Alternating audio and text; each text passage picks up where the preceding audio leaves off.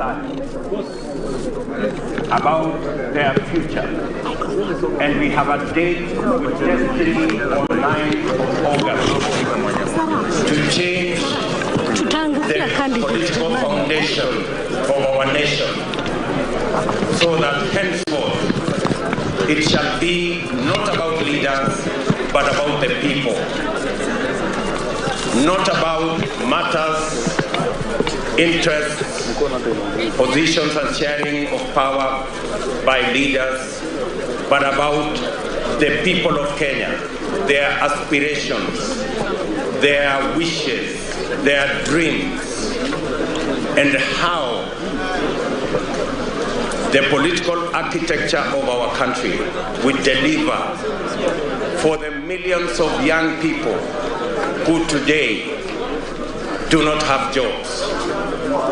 They have certificates, diplomas, and degrees, but opportunities for them to work and do business are limited.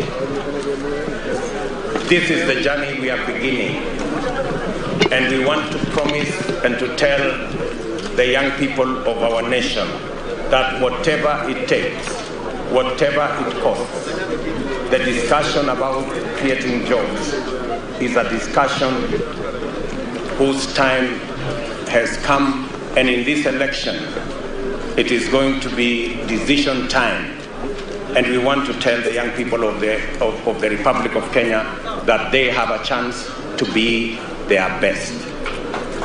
As I have said, we have informed the IEBC that we have confidence in what they do. We have discussed with them, even on the matter that we raised, that was already in the public domain, that about 800,000 voters had been moved this way and that way. The IEBC, when we wrote to them, they have confirmed to us that they are seized of the matter and that they will sort it out, and we have confidence that they will sort it out. We want to ask IEBC to be vigilant. There are desperate people who have been telling whoever cares to listen to them that since they have no plan and no agenda, that the only thing that is left for them is to try and manipulate this election. We are telling them that they will have no chance, because we are vigilant and we will make sure that every vote is counted so that the decision of the people of Kenya can be realized on the 9th of August this year. You've described this as a moment of your lifetime. Why so? This is a moment of a lifetime for many Kenyans. As you are aware, our economy is in dire straits.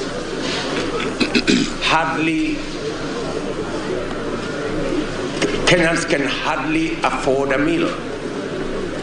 The price of basic commodities has gone up. The price of bunga has gone up. The price of petrol has gone up.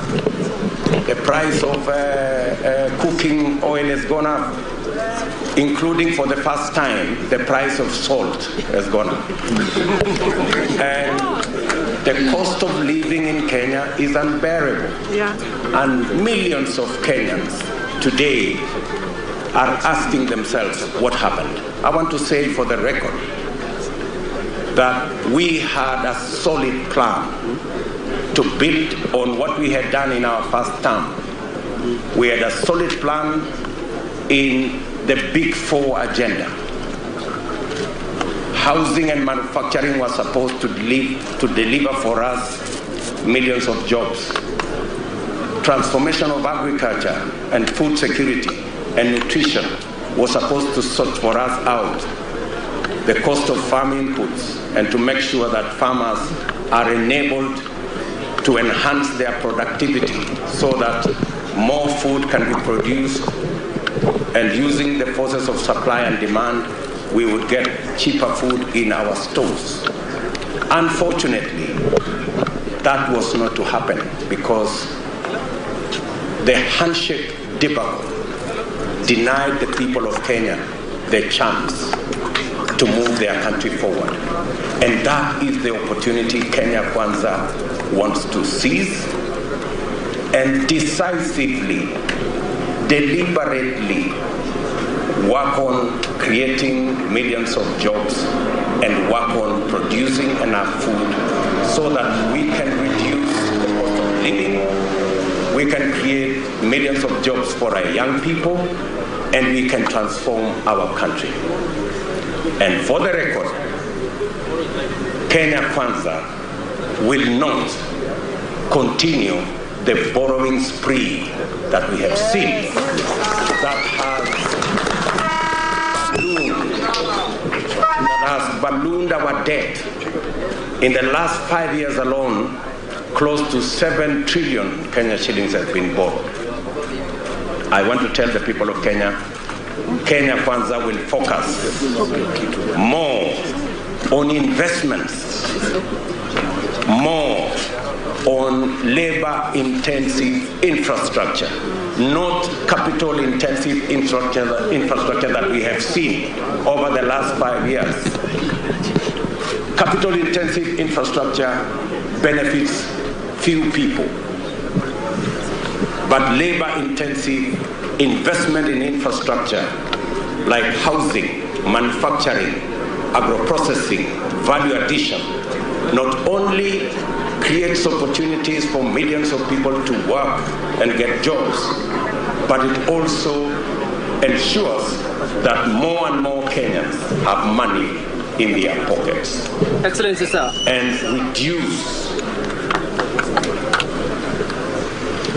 insecurity and reduce poverty in our country. So that's the future that Kenya Kwanza believes in. And as you see, the team we have here, from the Honorable Musalia Mudavadi, the Honorable Amason Kingi here, the Honorable Mutua Alfred from Machakos, the Honorable Moses Wetangula, the Honorable Aden Duale is here, and the millions. Alice Wahome is here, Jane Kiara is here, Haika Mizigi is here, an array of Kenyans with a passion to change and transform their country. Excellency. Not to forget Pauline, the great woman from Kiambu Market in Kangangi, where I met her in one of our economic forums discussing the economy of every county. The great friend Calvin Ochieng, who runs his small hustle around Kilimani and constantly gives us support in the UDA office whenever we need somebody to transport something. Great Kenyans with a passion. People who are looking for an opportunity to be their best. That is the future that we have for our nation. Excellency, are you from KG? You have mentioned people, and I just want clarity as to who are these people who are hell-bent on manipulating the electoral process. You know them as much as I do. Yes. The last time you were here, a time like this 5 years ago, you were escorting your boss. Yes. Today your boss is not here with you. What is your message to him? Because I understand you had a pact that you would do 10 years and you would... I think that's a question you need to ask my boss. Absolutely. He's an adult, and he has the right to make choices the same way I also do have the right to make choices. Thank you very much, good people. Thank you, sir. We love you, and God bless you. Thank you. Yeah, thank you.